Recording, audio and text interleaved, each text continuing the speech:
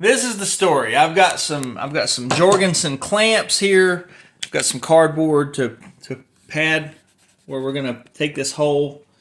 Got some JB Weld, which has got the metal reinforcement. It's the shavings, and I think there's some fibers in there that's special. So if you're using Gorilla Glue or something like that, the way my research turned out was that the JB Weld has unparalleled bonding strength. These screw holes are stripped, and the original screws are 4 millimeters, but these are only like number 6. They're very short. These are a little bit longer. So what I'm going to do is put some JB Weld in the hole, screw in the hole, twist it, ratcheting screwdriver, clamp it with cardboard. And we're going to see if this fixes having a FANDU belt. Comes with these regular screws. And what I did was I went to Lowe's, and they have a board. You just screw the screw that you have into that board, and it'll tell you whether it's metric, whether it's standard, what size, and then you can go find the corresponding screw. And obviously mine was metric. I found it. I bought 2 different lengths of screws of these because I used them in the middle of the belt. Part of the belt is thicker than others, and so some of the thinner screws are up top, and then some of the ones in the middle, where it's thicker, are longer screws. We're going to try a longer screw in this side plate, despite not being as thick as the main plate, because I want the weld to hold, and I feel like that's going to be excellent. The one drawback is that these screws obviously are not as thick or as wide as the other ones. So I had to get washers, and these are 6 millimeter washers. So I'm using, this is a FANDU belt that I have bought, and I did my own leather myself. It's actually got brass snaps instead of nickel snaps, the belt being nickel. And I'll show you the finished product here in a minute. But right now, as it sits, it's a very nice belt. But with that flaw, you can't have that. So, as I understand it, and I'm doing this live, I'm going to do it live. You take the JB Weld, and it's got a removable cap. So we're going to take that off. We're going to let it mix. It's got to mix white and black together. That's plenty right there. Okay. I'm going to put the seal back on there. There, we're good. Now, mixing part is all of this should be gray, as I understand it, when you mix it up. So, see if I can hold this paper with one hand. Mix, mix, mix, mix, mix, mix, mix, mix, mix, mix, mix, mix, mix, mix, mix, mix, mix, mix, mix. You don't want to see black. You don't want to see white. You don't want to see gray. I don't need a lot of it, but I need enough of it.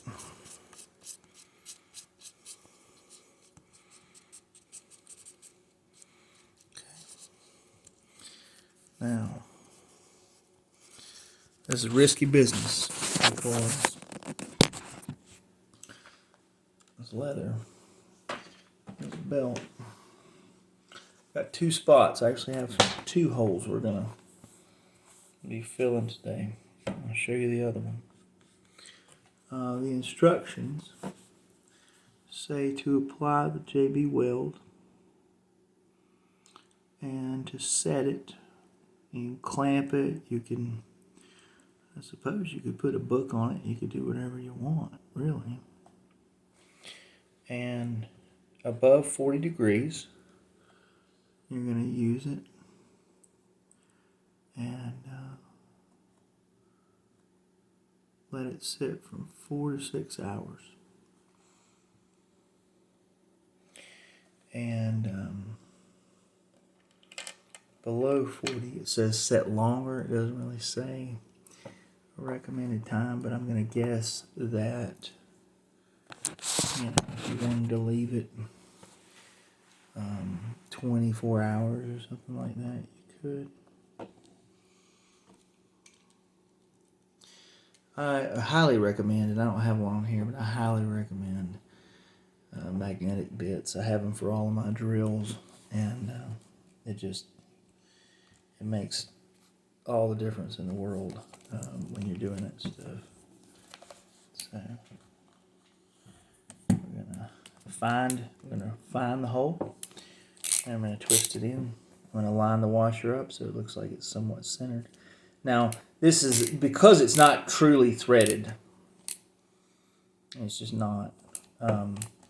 That's why I'm putting the JB Weld in here, because it's not really threaded. It's going to keep turning and keep turning and keep turning. It's going to tear that old thread up and up and up. Okay? So that's in there, but it's going to come out. Not with the JB Weld. I'm going to give it one more turn. Feel good about that? Now, I'll take a cardboard. I just tore this off the edge of an Amazon box. This is not special cardboard. Anybody who's trying to sell you special cardboard somewhere is a better salesman than me. It should be called Gullible's Travels. So, I like my belt. Not trying to mess it up, okay? So I'm going to find the screw. I'm going to make sure that I have cardboard on the belt. I have cardboard on the screw. I'm going to put the clamp down to engage it. There you go. Let it set. How hard is that? How hard is that? I'm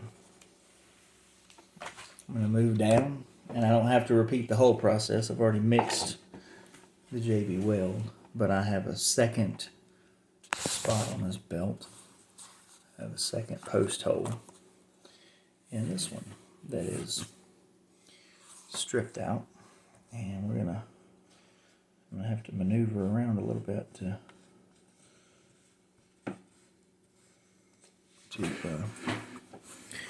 put this weld in there the way that I want to.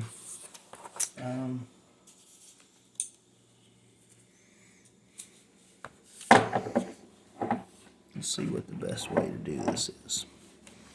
Should have planned this prior to getting on video so that I didn't embarrass myself here by looking like I'm having to figure it out on the fly. But I'm going to tell you, I had to figure this entire process out on the fly. Just to tell you the backstory, this strap comes from a bad experience that I had with I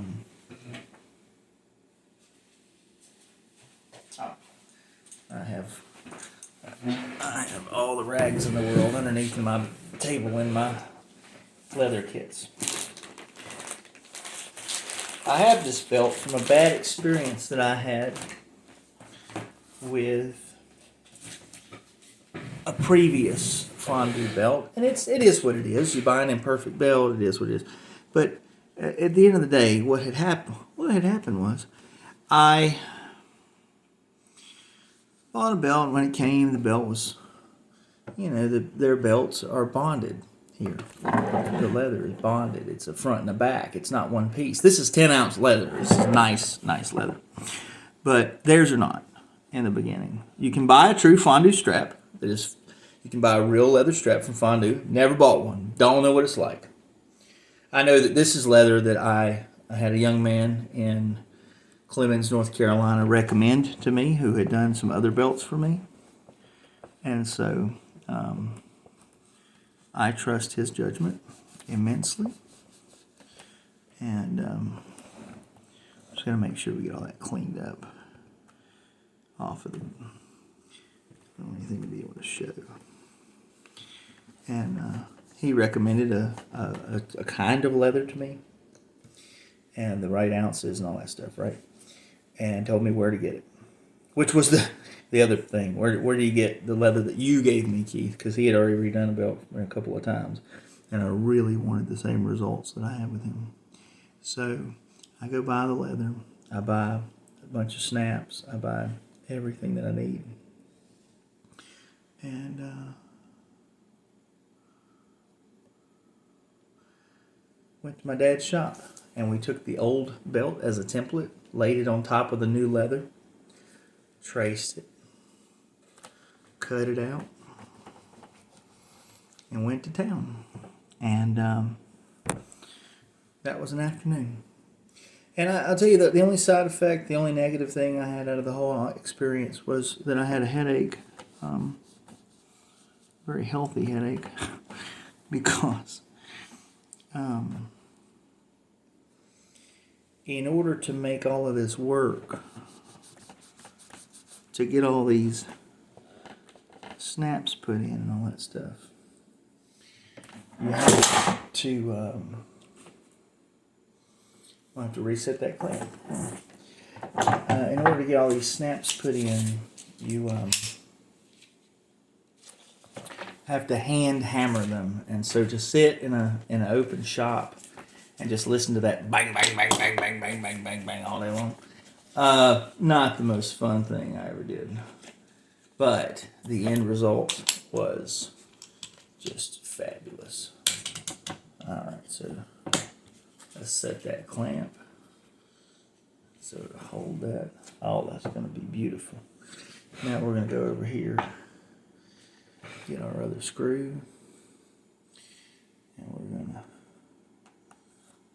go down on this one, get it on in there,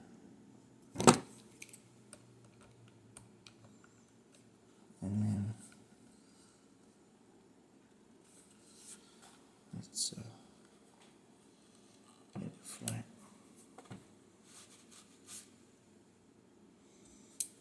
Just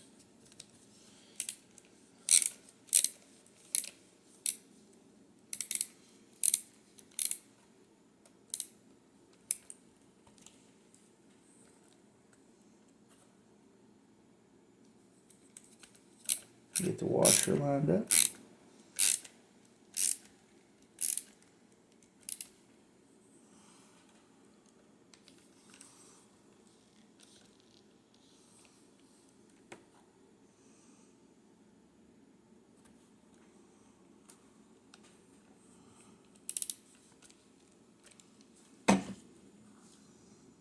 You might get to see me make a mistake live. I believe we're going to find out. That screw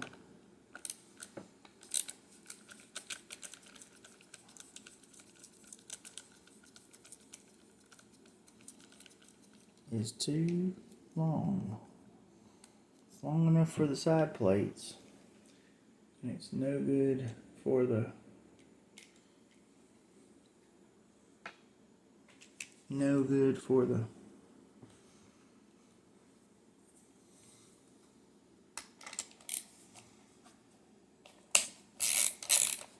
I'm sorry, it's long enough for the main plates, no good for the side plates.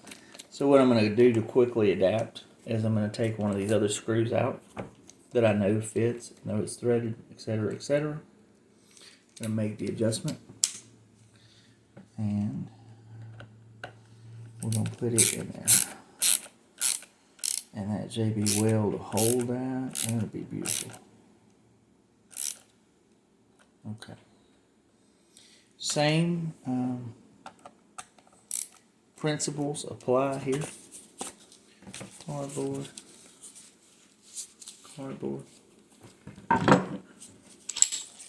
That's the goal, right?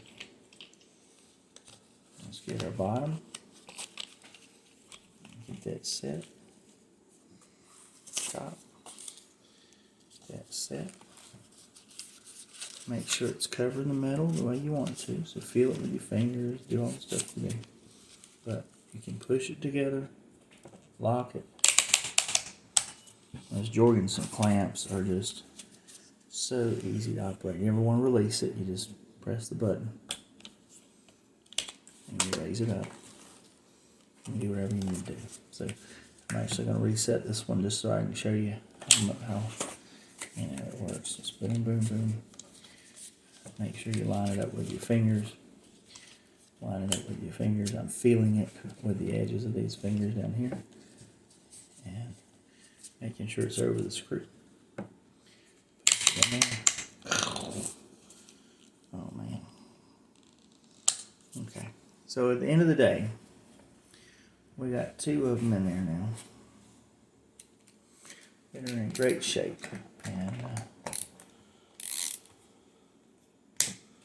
I think that in 4 to 6 hours, I'll come back and give this thing a look. And just because it's like unbalanced or whatever, I'm going to throw all this stuff away.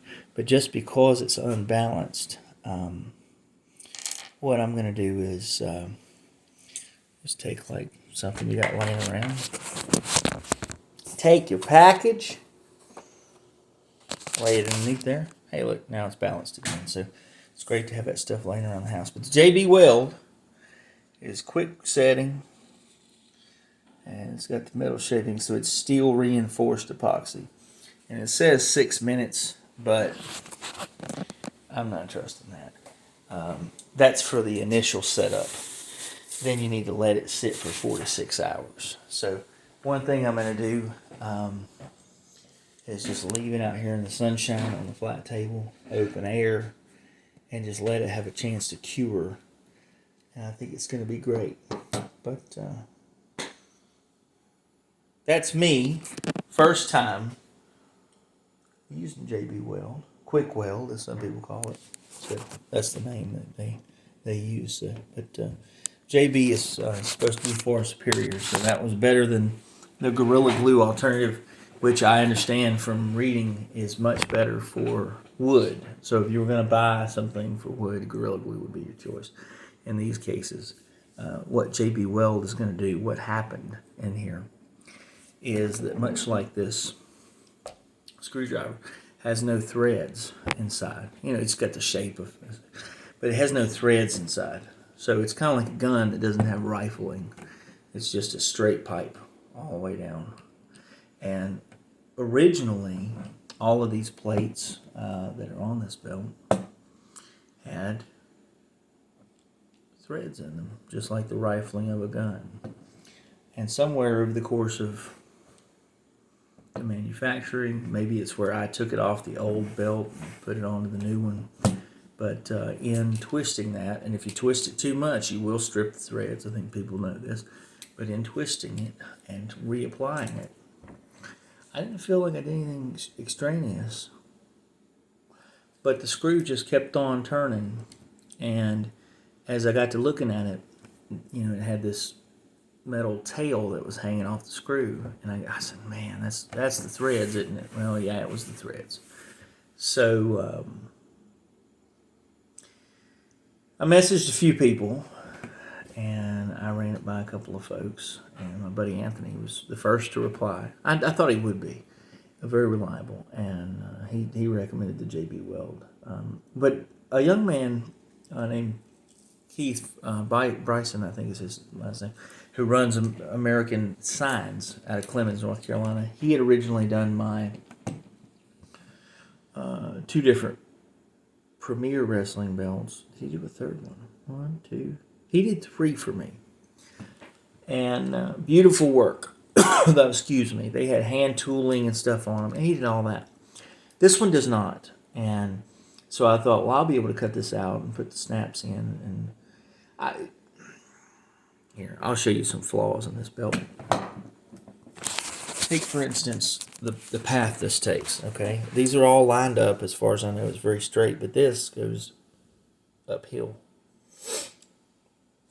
I've never tried to snap it all together, but, I mean, here, I think it goes... I think the snaps are the right width apart, so even if you wanted to snap it together, it will, but the belt wouldn't be lined up. It would, you know, you'd see some of the top and some of the bottom. But Keith had run into an issue with one of the plates on my Premier belts. Said, yeah, I went to put the screw back and it just didn't have any threading, so put some JB Weld in that thing. And I was like, oh, okay, that's very cool. And then I thought about that in the long run, and I said, what if I didn't do this? You can do this. I mean, you could do anything. Bill Longyard used to tell us in English class when we would be talking about homework. I'm just lining these washers up, by the way, while I'm talking. Somebody would say, do we have to do homework? And he said, no, you don't have to do anything. Well, is it going to be on the test? I don't know. And so he'd lay into him. But, yeah, you don't have to do it. But Keith told me that it was stripped out. He told me he put some JB Weld in there. And, I thought about that. And I said, to myself while I was doing this belt, I thought, what if I put JB Weld in all the screws and all the things and whatever. And I thought, if you really intended for it to never, I don't know how hard it is to undo JB Weld. Like if you put it in there where there is a good screw, if it would make it impossible to pull it back out. But I didn't do that to try to find out. We'll put it that way. So I don't know. I mean, if you see in the video and you're like, hey, I have a problem with, I don't know, my belts or screws or whatever. It's an option. And I'm sure there's people who would really like to, I'll say it like this. Many folks like the aspect of taking a wrestling belt, especially one that you put washers and you put screws and you do all the stuff that I'm doing. If you had to replace it on the back like this, nobody would ever know. Because what they do is, when you have a guy who's, professional and he's re-leathering and stuff, what he will do is he will cover the back of the belt with another piece of leather. And I know there's a lot, the WWE.shop belts for the Winged Eagle, for the WCW, for the new Hogan belt, the Andre, etc., actually operate that way. And so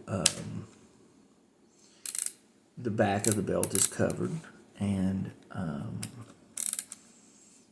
you can, if you had that ability, and I'm not necessarily interested in that. My buddy John sent me the links to be able to buy crocodile backing to put it on the back of the belt. And as I understand it, what that looks like, what the process or the work involved, what that prospect looks like is that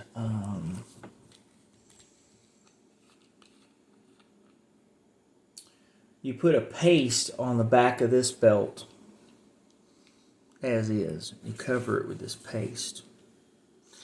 And then you would take that extra layer and you smooth it out, and you would use, I don't know if anybody who's worked in a restaurant, who's done signage, who's done any of that stuff, you take and in those situations, what I used to do is to take a credit card or whatever, and you take your card and you could do it with a key or something else, but you want something that's flat. I mean, just absolutely flat. But a credit card works probably better, debit card the best.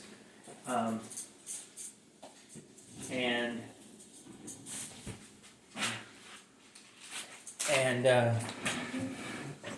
once you get the everything here, you smooth it out, and you get all the bubbles, and you get all this, and you get all that. And forgive me because you can go watch an instructional video, and I'm trying to kind of give you this information third hand. But you would put that backing on the belt and smooth it out. I'm going to put that missing screw back in over here. But you put that backing on the belt and you smooth it out. And you use a heat gun, like from you can go to a paint department, or some of them are in hardware in different places if you need to buy one. But you buy yourself a heat gun, and I don't know that you couldn't use a hair dryer. But anyway, you put the bonding onto the leather, and then you put the surface, which if you're using crocodile skin or fake leather, onto the leather, and then you're going to smooth it out. And I suppose you could smooth it by hand, but using something different is always nice. If you got a woman around the house, or if you have one of these, there's the ice rollers, and there's rollers, and people sometimes have rolling pins and things of that nature.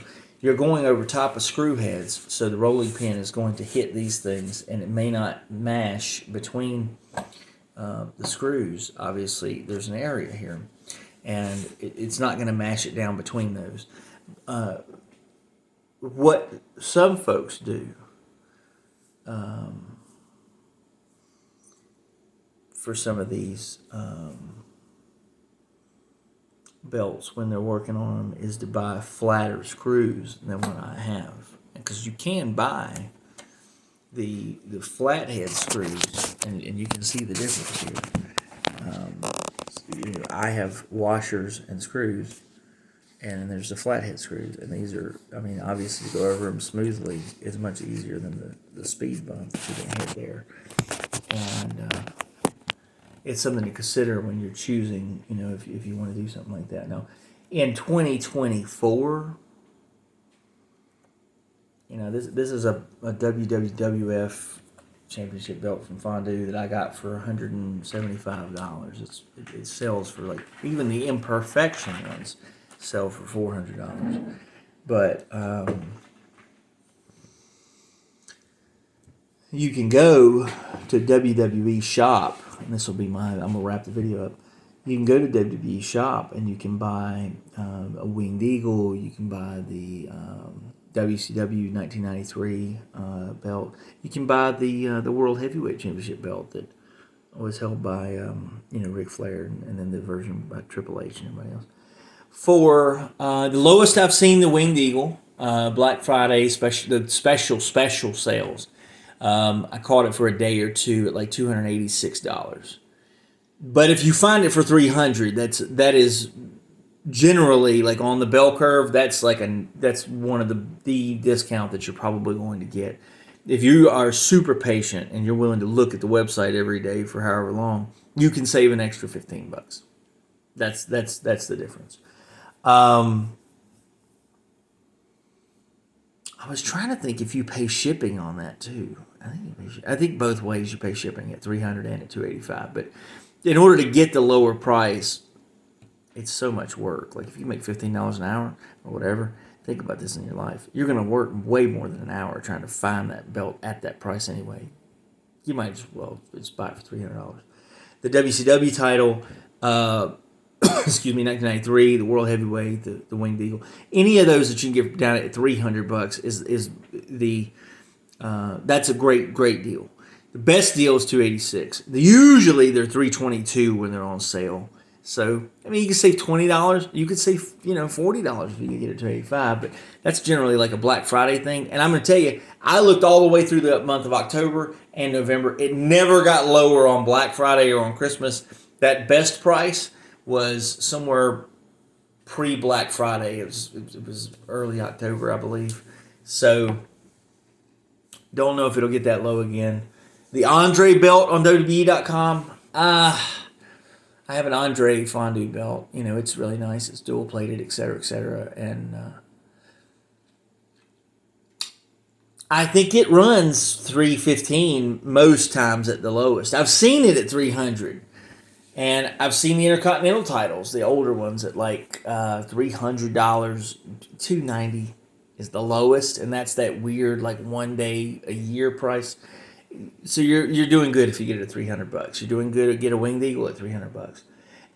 The point of me saying that you can get a WWE Winged Eagle is it's a decent strap. It's a really nice belt, and for the convenience of $300, of $285.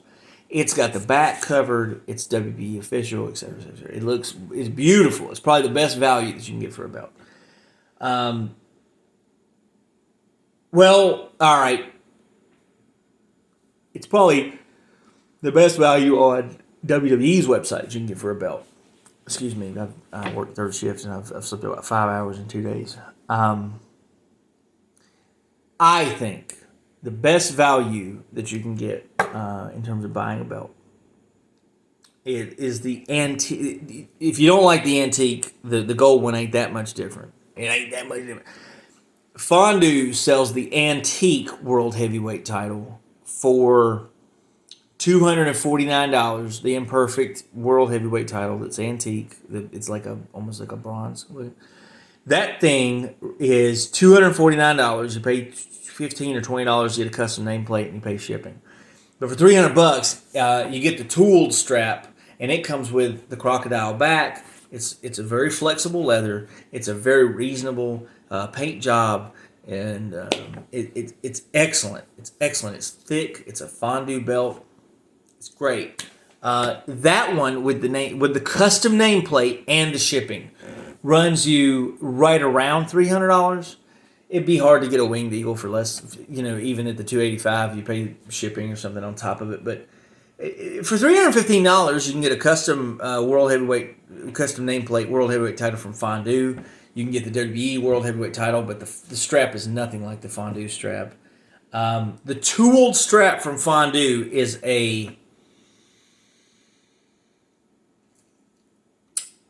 it may also be made of polyurethane, but it's more like rubber than anything I know, and it's way more flexible than WWE shop. It's got crocodile backing, which makes it look phenomenal. It make you forget that it's a FANDU belt. It's not official, but that is a great value. I own this nickel Backland FANDU belt. I own the gold one, which is like the Bruno version. I own the Andre in a dual plated and a gold one, because FANDU runs a special in November between. It seems like he ran it for 2 months. He ran a lower price between October and November something, and then they ran like it's a little higher from there until maybe even January 10th or something. Where the belts were cheaper. It was like $199 to get like the gold World Heavyweight title, crocodile backing and everything for like $199. I was like, these are great Christmas gifts. I know $200 a lot to spend on somebody for Christmas, but I bought one for a friend of mine, for him and his son, because they're big wrestling fans. And I thought, I'm not going to have to buy him anything else like ever again, really. Kind of. Didn't have to buy it to begin with, but that is a great, great value. And the Andre belt was like $249 to get the imperfect gold, $279 maybe to get the imperfect dual Andre where it's silver and it's gold. And I couldn't pass that up. For a guy who likes to collect belts that not everybody has, or I don't like having all those logos all over every plate, whatever, FANDU provides a great alternative for all of that stuff. And the drawbacks, like here, come in the way the belts are manufactured. They're made for profit, right? So these screws, not the best. The welding and stuff, not always the best, but the plates are the thickest. With a little knowledge, you can change the strap yourself. I don't always recommend that. Not everybody has the workspace to do it. I had to buy, and have to buy, but I bought the brass snaps. I bought different tools to be able to etch things with if I needed to. But you take the skeever and you can shave off the edge of the belt, and you can take the somewhere in here I've got my burnishing tool, which you use to round the edges of the belt. You can do it at different shapes, different pitches, right? So, and then some of the things that I bought to condition the leather, I have Wilson's. I use Wilson's glove. It's the love conditioner. With the Wilson's glove conditioner. I also bought some. This is Glove Oleum, which is from Rawlings, but it's also they all have the same key ingredient where it's got lanolin, which is what you do to break in a baseball glove. So I use some of those products on the back of the leather to keep it hydrated and healthy and all that stuff.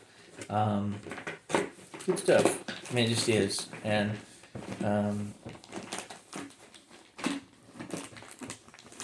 here I have something from Anthony. Oh, no. That is a portable bottle of this Duragloss, which is fabulous. If you're gonna do like a photo shoot with your belt or whatever, I highly recommend the Duragloss, and that's where that original. I bought a big package of. Are they in the thing?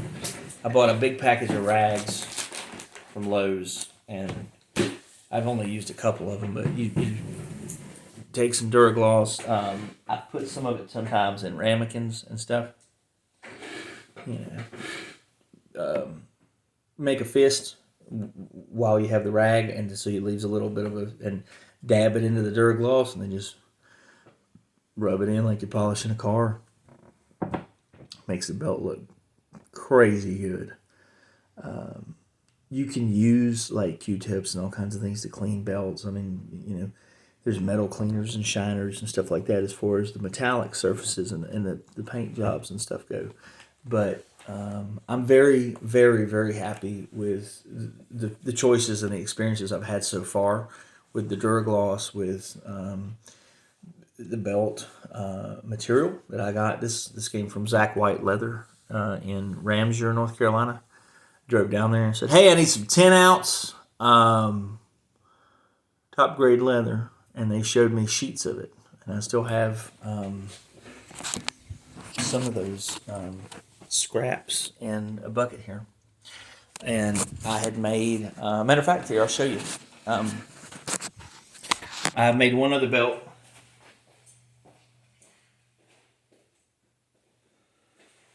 This actually is the FANDU antique belt. It's very thick. I bought mine off of eBay, and it has the blue jewels in it, and I love the blue jewels in it. They only sell the red ones currently. The one flaw that I've found is that and other people have told me this too, the nameplate, the coloring has not aged the same in all the letters, and some of them look more silver than others. But what I did is 10-ounce piece of leather. I mean, it's floppy and just whatever. But I laid it originally on this same kitchen table, and I would take and some of those products, the glove conditioner and things of that nature, and before I ever cut the leather, I took the whole sheet of leather laid out. So imagine this is a whole sheet, and I would just rub it in and hydrate the leather. I did this for like 3 days before I decided we were going to work on the belt. And I hydrated it. So the back of my leather is it's very smooth. The front of it is you see the light almost reflect off of this thing. I haven't put Duragloss on it in a long time, but it's been very nice. There's a flaw on this belt. It's because I'm not a perfect man. One of the snaps I had the wrong. When you put the snap on, other people have videos showing you how to put the snaps on, but there's a base to where you put the snaps, and then from the top you have to hammer something holds the bottom on the bottom, and then you take the punch and you punch it through, right? Well, I had the wrong tool reversed the wrong way on that one snap, and of course it put a big dent in it. And I'm not so sure. I'm sure I have extras that I could just use the right tool and pop that out of there and put a new one in. But I've been very, very happy with the belt and the leather and everything else. Because my thing was that Roman Reigns, and they do the introduction, and he's always walking over and he's teasing them about, So you're not going to find leather that will do any of this on WWE Shop or whatever else. Maybe Paul Martin belt. I've never experienced anybody else's leather except for the one that I had done by Keith. And I bought the same leather he recommended from the other belts that I have from him. And so it's been excellent. And it's real. If you strap somebody, hit somebody, it's going to hurt them. It's very thick. The plates are obviously very thick. And it's been a very beautiful, very kind of rewarding thing. I'm not careful with it. You know, I'll throw it across the room and so forth. Not onto the floor or onto a hard surface, but onto the bed or whatever. And if you want to know, this was the Black Friday special. The Black Friday special was the FANDU. It's got, like I said, they only sell the red now. But they have the crocodile backing. It's just beautiful. And it's floppy. It's not as heavy. You can tell the difference in how thin it is. It doesn't feel as dense as my leather, as this leather, as the other leather. But it's for a replica belt. If you take this to a show, if you want to show off, if you want to, it's great. The one flaw that I have found over the course of time, or one vulnerability, is that these belts have, if you left them in the sunlight, in natural light for a very long period of time, you might end up with some fading to the belt. I don't have any on this one, but I could see where one of my other ones was kind of giving me a little bit of issue, and so I did something about it. But yeah, I mean, these belts are fabulous. You can't do that at WWE Shop. It's got that crocodile backing. It's just shiny. It's just beautiful. The paint job on these is usually very, very good. And the nameplates sometimes come off with a little bit different tone. And that's probably just the way the gold is mixed. I mean, when you if you mix two different batches of paint, they're not always going to be the same. Now with technology and on a computer, you can do that at a store. But in the old days,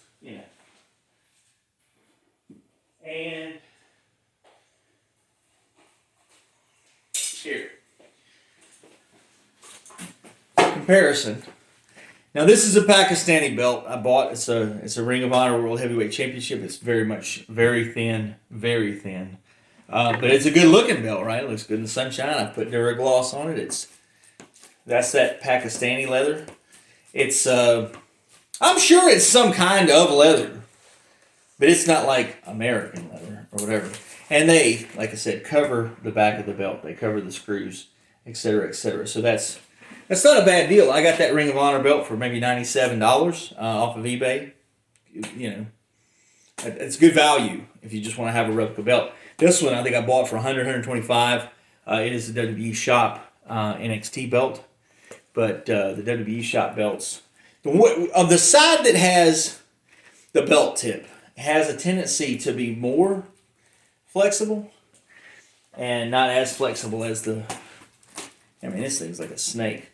The real leather, especially once you break it in, and different things I did to try to break in the real leather belt, and I've tried to do this with WWE belts.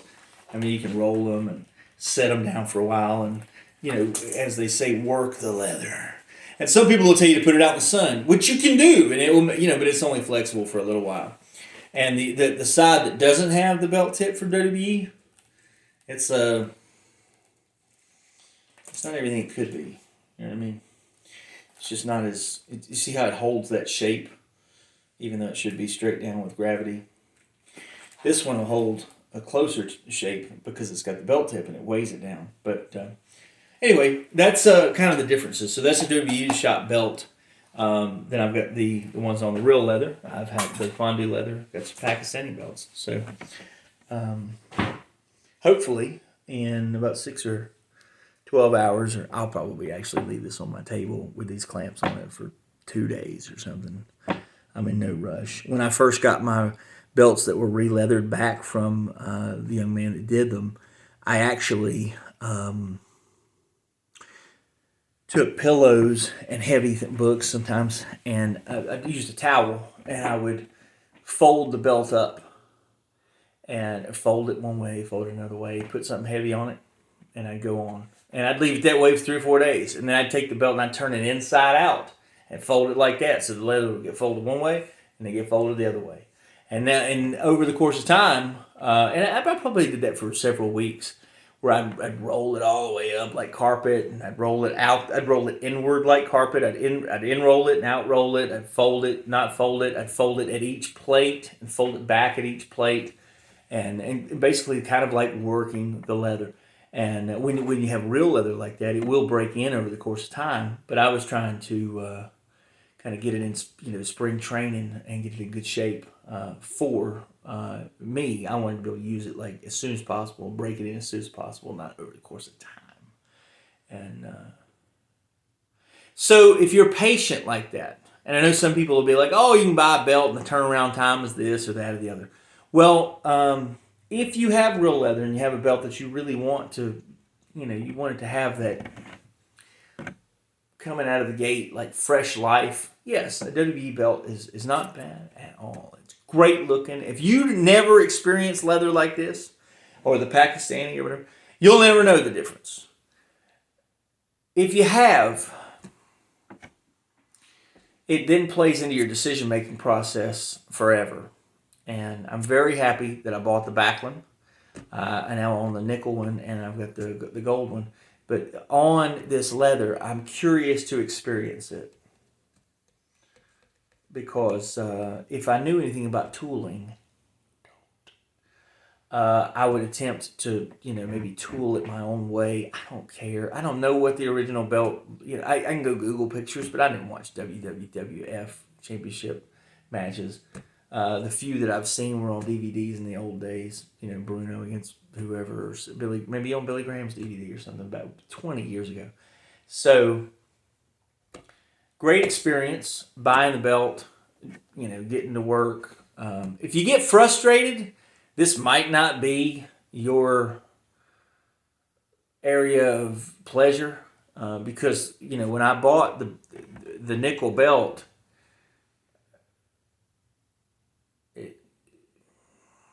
I'm not going to embarrass FANDU on this video, but I'll describe it to you, but I'm not going to show it to you. The black FANDU belts that come on the FANDU strap, not the real leather, but it's cardboard. And the front of it is a surface of basically pleather or fake leather glued to the cardboard. When I got it secondhand, it was loose. And it just tore apart. It looked like a trash bag that had too much stuff in it and just tore holes in it. And I thought,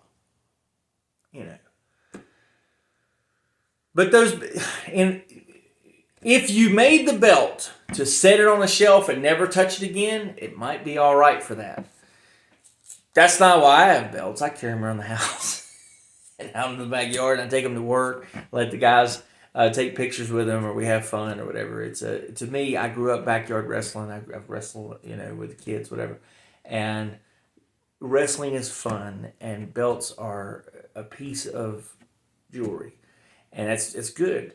It's fun, and they're not made, as far as I'm concerned, to sit on a shelf like my uncle's ashes or something. So I'm looking very forward to this JB Weld being part of my toolbox, where I can use this again if I run into this issue. I'm glad that I found it. I'm very thankful to have friends who answer questions quickly, because I don't like waiting. I would rather do the wrong thing and have a bad idea than wait and do nothing. However, now that I've made a decision, we're going to live with it. And I'm going to let the clamps set up. I'm going to let this happen. And I think it's going to be a beautiful end result. And if you're out there and you have any doubts about collecting belts, you make money that you should be spending on your kids or your family or, your girlfriend or whatever, do that first. But as a guy who didn't have, a serious relationship or any relationship for about a year while I was working third shift, I got promoted a couple of times, et cetera, et cetera. This became a very cool hobby to have during the day.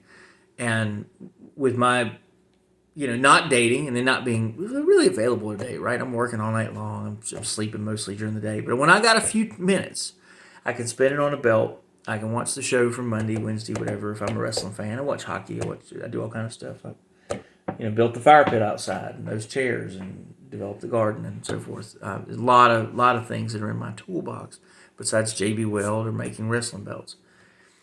I highly encourage you, if you have the ability, to add those things into your list of experiences. If you know somebody who's doing anything like this, has a hobby like this, etc., engage with them. It's a very interesting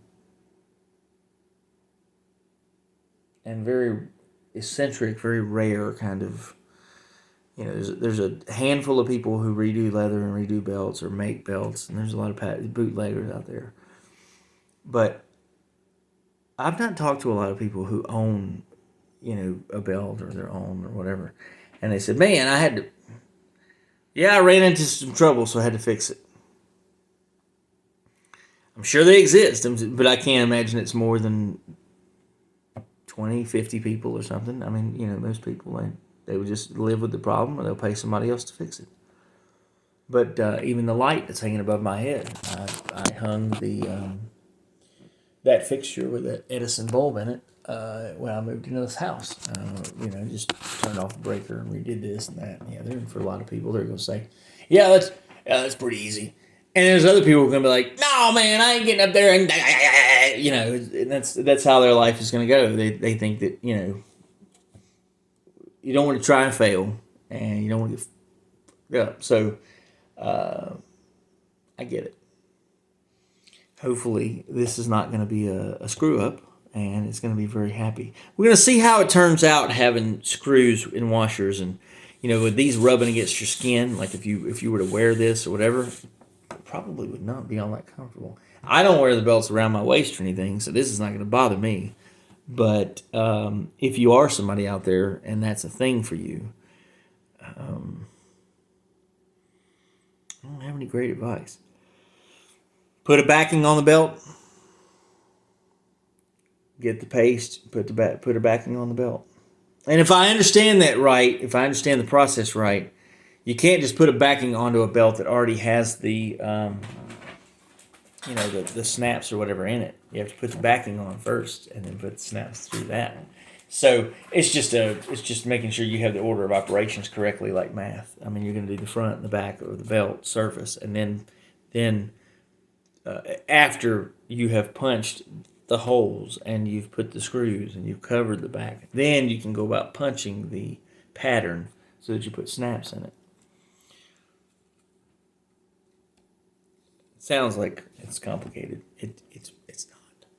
I promise. If you'll sit down like I did and look it over and smoke a cigar and think about it a little bit, watch a few videos, you'll become pretty fearless in this or fixing a sink or whatever else, and that's a good thing. It really is. So I'm gonna let this stuff set up. If not, I'd probably talk all the way through all 6 hours and then take it off, and we'll see what it looks like. But lots of information, some belt reviews, a little bit of fixing, a whole lot of nothing. Hope you have a great summer.